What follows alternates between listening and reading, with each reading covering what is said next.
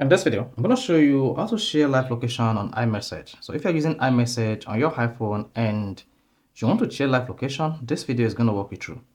Meanwhile, before you can share live location on iMessage on your iPhone, you want to make sure iMessage is turned on or activated on your iPhone. So if at the end of this video, you found this video helpful and educative, please don't forget to like and subscribe.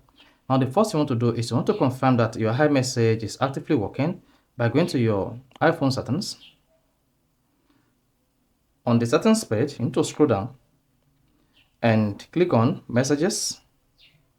Once you click on that, click on iMessage and make sure iMessage is enabled. As you can see, I have my iMessage enabled. So with iMessage enabled here, you will be able to send your live location or share your live location on iMessage. Also, you want to make sure you enable live location on your iPhone. To do this, go back to the iPhone settings, then scroll down and click on privacy and security. Click on location services. Then make sure location services is turned on your iPhone.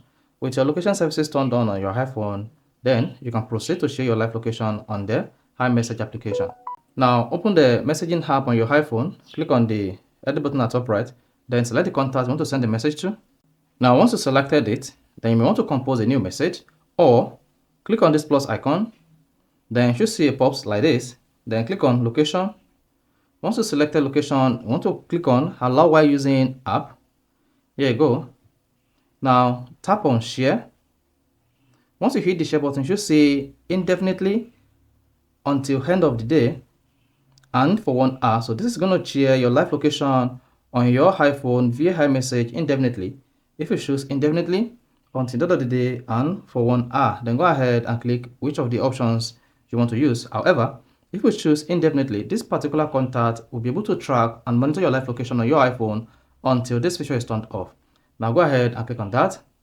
Then you should see your live location here, then live location. So to describe what you are sending to the recipient. Once you do that, click on the send button.